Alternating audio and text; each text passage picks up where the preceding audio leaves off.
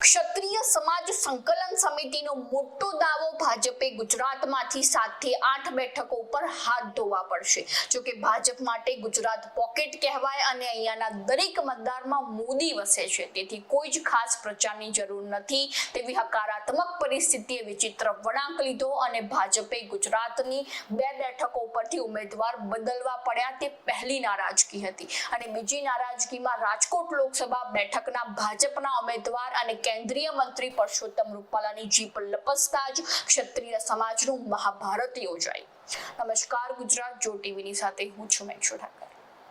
લોકસભા ચૂંટણી 2024માં 400 બેઠક જીતવાના નારા સાથે રામ મંદિરની ભાવિ સફળતા સાથે અને દેશના દરેક નાગરિકના હૃદયમાં હિન્દુત્વ આંદોલિત કરીને કર્ણાટક, કેરળ, તમિલનાડુ અને પશ્ચિમ બંગાળને જીતવાના મનસૂબા સાથે ભાજપના સાથીઓએ કમર કસી લીધી છે, પરંતુ મતદાનના આંકડાઓમાં મોટો ઉલટફેર જોવા મળી રહ્યો છે। ગઈકાલે 7 મેના રોજ ગુજરાતમાં યોજાયેલી લોકસભા ચૂંટણીમાં કુલ 59% મતદાન નોંધાયું હતું, જેમાં ગઈકાલે સાંજના 5 થી 6 વાગ્યાના સમયમાં કુલ 4% મતદાન નોંધાયું હતું, જેમાં ગઈકાલે સૌથી વધુ વલસાડમાં 72% અને સૌથી ઓછું અમરેલીમાં 49% મતદાન નોંધાયું હતું।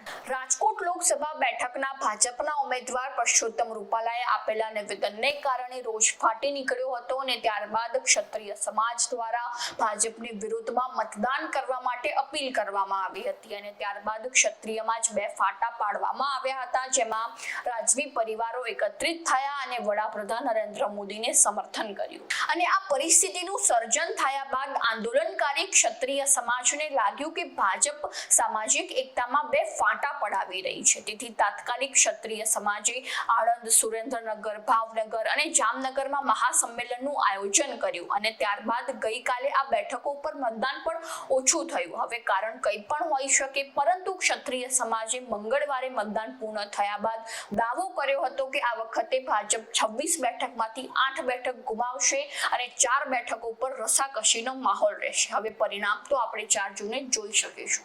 તો આવી જ નવી માહિતીને જાણવા માટે ફોલો કરો જો ટીવી મેક્ષુ ઠાકર।